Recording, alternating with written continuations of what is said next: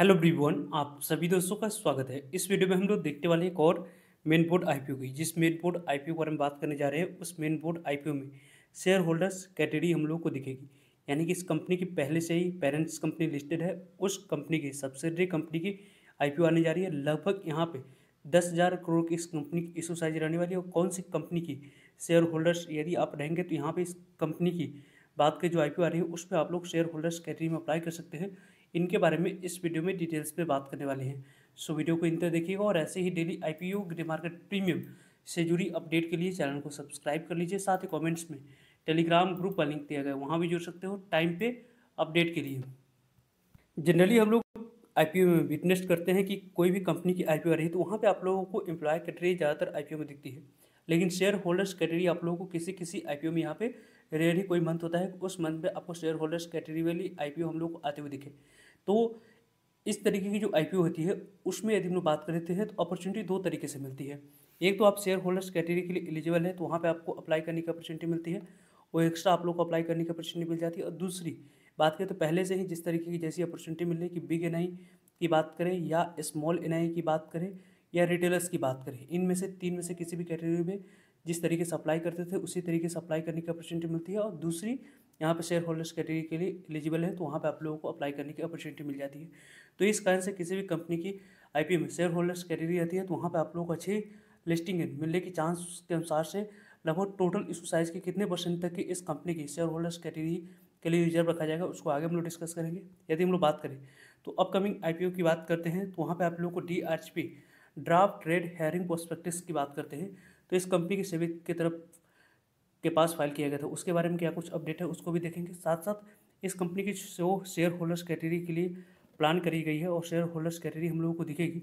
यदि आप लोग इस कंपनी की पेरेंट्स कंपनी की एक भी शेयर इस कंपनी की जो आरएचपी फाइल करी जाएगी, वो आरएचपी कब फाइल होती है तो कभी भी किसी भी कंपनी की डीआरएचपी जो फाइल किया जाता है और डीआरएचपी को जैसे ही अप्रूवल मिलती है सेबी की तरफ से, उस अप्रूवल के बाद जो कंपनी की सही समय लगता है कि यहाँ पे आईपीओ हम लोगों को इस समय लाना है, तो उससे कुछ दिन पहले यानी कि जो आईपीओ की ऑफिशियल डेट की अनाउंसमेंट की जाती है उसी समय आरएचपी फाइल किया जाता है।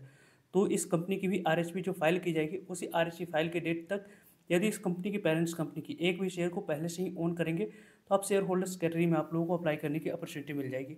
वैसे तो यदि हम लोग डिस्कस तो कई सारे कंपनी के बारे में बात करते हैं तो यहाँ पे शेयर होल्डर्स कैटेगरी की आईपीओ हम लोगों को इस साल आते हुए दिखी है। उस कंपनी ने काफ़ी अच्छी मूव हम लोगों को नहीं दिखाई है, लेकिन इस कंपनी से आने वाले समय में अच्छी एक्सपेक्टेशन है जिसके बारे में हम लोग डिटेल्स में बात करेंगे। पहले तो इस कंपनी की फाइनेंशियल हेल्थ में यदि हम लोग बात करते हैं तो जो फाइनेंशियल डाटा कंपनी के द्वारा अवेलेबल करवाई गई है उनके बारे में बात करें तो FY23 के डाटा है, FY24 की है, 25 की डाटा यहाँ पे 25 की डाटा दी गई है। उसके बाद कंपनी की जो अभी आप लोग को एसेट के बारे में बात करते हैं तो एसेट यहाँ पे पहले 23 में 2804 करोड़ के पास थी, वहाँ से कंपनी की एसेट बढ़ के कितनी हुई तो यहाँ पे 3554 करोड़ के पास। और अभी कंपनी के पास एसेट कितने के पास हो चुके हैं, लगभग 4384 करोड़ के पास। यानी कि कंपनी की जो एसेट है वो लगातार कंसिस्टेंट सभी ईयर में ग्रोथ कंपनी ने करके दिखाई है। कंपनी की इनकम के बारे में बात करें तो पहले कंपनी की इनकम 2838 करोड़ के पास थी, वहाँ से 2838 करोड़ से बढ़कर 24 में 3761 करोड़ के पास हुई। यानी कि कंपनी की लगभग यहाँ पे इनकम यानी कि रेवेन्यू में काफ़ी अच्छी इंप्रूवमेंट देखी है। 3761 करोड़ से बढ़कर यहाँ पे लगभग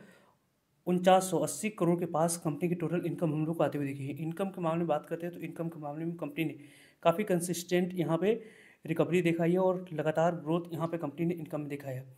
और कंपनी की टैक्स देने के बाद प्रॉफिट के बारे में बात करते हैं तो ऑपरेटिंग प्रॉफिट मार्जिन कंपनी काफ़ी ज़्यादा इंजॉय कर रही है, क्योंकि इस कंपनी के बारे में बात करें तो जो कंपनी यहाँ पे रेवेन्यू 2838 करोड़ की जनरेट कर रही है, उसमें यदि हम टैक्स देने के बाद प्रॉफिट के बारे में बात करें 1515 करोड़ की प्रॉफिट, लगभग 50% ज़्यादा की कंपनी की ऑपरेटिंग प्रॉफिट मार्जिन है।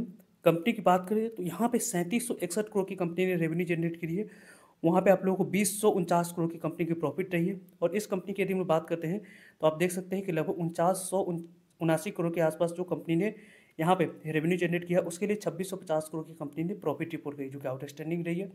कंपनी की इबिटा के बारे में बात करते हैं तो पहले कंपनी की इबिटा यहाँ पे कितनी 2000 यहाँ पे लगभग 2072 करोड़ के पास थी, देन 2780 करोड़ के पास, और अभी आप लोगों को 3636 करोड़ के पास इबिटा दिख रही है। कंपनी की नेटवर्थ के बारे में बात करते हैं तो कंपनी की नेटवर्थ पहले 2313 करोड़ के पास थी, देन 2882 करोड़ के पास, अभी आप लोगों को 3516 3517 करोड़ के पास कंपनी की नेटवर्थ दिख रही है। बोरोइंग के बारे में बात करते हैं तो पहले कंपनी की यहाँ पे बोरोइंग के बारे में बात करें तो 2200 करोड़ के पास कंपनी की बोरोइंग थी, यहाँ पे 98 करोड़ के पास, और अभी आप लोगों को 3432 करोड़ के पास है। यानी कि कंपनी की जो प्रॉफिट आ रही है उससे कंपनी कभी भी चाहे तो अपने बोरोइंग को कम करते हुए दिख सकती है। कंपनी की ओवरऑल फाइनेंशियल हेल्थ के बारे में बात करते हैं तो काफ़ी अच्छी स्ट्रॉन्ग साउंड करती हुई दिख रही है। क्योंकि यदि हम लोग बात करते हैं तो जिस तरीके की जैसे इस कंपनी की फाइनेंशियल हेल्थ दिख रही है और जो कंपनी ने यहाँ पर परफॉर्मेंस करके दिखाई है, आउटस्टैंडिंग यहाँ पर परफॉर्मेंस कंपनी ने करके दिखाया है।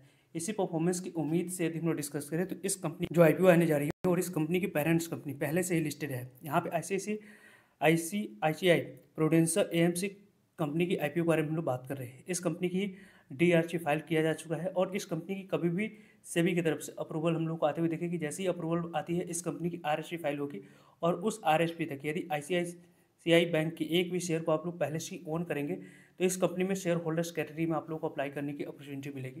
तो आईसीआईसीआई सिक्योरिटीज़ की बात करते हैं तो यहाँ पे आप लोगों को ICICI Prudential AMC limited company की पर शेयर होल्डर्स कैटेगरी में अप्लाई करने के लिए इस कंपनी की पेरेंट्स कंपनी आईसीआईसी बैंक की एक भी शेयर को पहले से ही आप लोग बाइंग करके रखेंगे तो यहाँ पे आप लोगों को शेयर होल्डर्स कैटेगरी में अप्लाई करने की अपॉर्चुनिटी मिलेगी। वैसे तो इस कंपनी के बारे में बात करें तो यहाँ पे लगभग इस कंपनी की ICICI Prudential AMC limited company की तो अभी डीआरएचपी जो फाइल करेगी उसको अप्रूवल मिलेगी, उसके बाद आरएचपी फाइल होते हुए दिखेगी तो उसके बारे में टाइम पे आप लोग को अपडेट मिल जाएगी। वैसे इस कंपनी की फेस वैल्यू ₹1 है और कंपनी की जो भी पैसा मार्केट से कंपनी रेज करने वाली है वो कंपनी के पास न जाकर यहाँ पर कंपनी के पास न जाकर कंपनी के प्रमोटर्स यानी कि आईसीआईसीआई बैंक के पास हम लोग को जाते हुए देखेगी जो अपने स्टेक को सेल कर रहे हैं। यानी कि लगभग आपको 1,76,52,090 इक्विटी शेयर यहाँ पे सेल करते हुए देखेंगे। लगभग 10,000 करोड़ तक की इस कंपनी की इशू साइज आने वाले समय में रहने वाली है। जिस तरीके की मार्केट में खबर चल रही है उसके अकॉर्डिंग यदि हम लोग बात करें इस कंपनी की जो आईपीओ आ रही है उसमें आप लोगों को शेयर होल्डर्स कैटेगरी के लिए लगभग 10% तक की टोटल इशू साइज की यहाँ पे शेयर रिजर्व रखा जाएगा। यानी कि इस कंपनी में आपको आने वाले समय में लगभग यहाँ पे जो शेयर है वो आप लोगों को एलोकेशन के लिए रखी जाएगी। उसमें आप लोगों को 10% तक की शेयर आपको रिटेलर्स के लिए यहाँ पे शेयर होल्डर्स कैटेगरी के लिए रिजर्व रखा जाएगा। उसके बाद आपको इस कंपनी के बारे में बात करें 50% यहाँ पे क्यूआईबी के पास जाएगी, 35% शेयर रिटेलर्स के पास जाते हुए दिखेगी और 15% शेयर आप लोगों को एनआई कैटेगरी के पास हम लोग को जाते हुए दिखेगी। तो इस तरीके से आप लोगों को जनरली आपको इसकी यहाँ पे आने वाले समय में जो शेयर है वो यहाँ पे हम लोग को डिस्ट्रीब्यूट होते हुए देखी जाएगी। वैसे इस कंपनी के बारे में बात करें तो पूरी तरीके से जो भी आईपीओ की इशू साइज रहने वाली है वो यहाँ पे ऑफर फॉर सेल रहेगी। इस आईपीओ के लिए आप किस तरीके से एक्साइटेड है क्योंकि वेल नोन ब्रांड की इस कंपनी की आईपीओ आने वाली है। इस कंपनी से अच्छी उम्मीद है। यहाँ पे कंपनी के द्वारा वैल्यूएशन यदि अच्छी रखी गई, डिमांड्स वैल्यूएशन की अच्छी की गई तो यहाँ पे आप लोग को अच्छी रिस्पॉन्स मिलने की चांस है। इसके बारे में जब भी आप लोग को अपडेट आएगी वीडियो के माध्यम से आप लोगों तक अपडेट पहुँच जाएगी। सो चैनल को सब्सक्राइब कर रखिए और अपनी स्टडी पहले से स्टार्ट कर देनी चाहिए आप लोगों को करना, क्योंकि इस कंपनी की जब भी आईपीओ आएगी उस समय आप लोगों को एक अपॉर्चुनिटी मिलेगी। उस अपॉर्चुनिटी को यहाँ पे लिस्टिंग करने के लिए देख रहे हैं, यहाँ आप लोग लॉन्ग टर्म के लिए उसको यहाँ पे ग्रैब करने की कोशिश करते सकते हो। सो आई होप आपके लिए सारे इन्फॉर्मेशन यूजफुल है। वीडियो को लाइक, चैनल को सब्सक्राइब और शेयर करने के लिए आप सभी का धन्यवाद। मिलते हैं एक नए इन्फॉर्मेटिव वीडियो में, तब तक के लिए जय हिंद।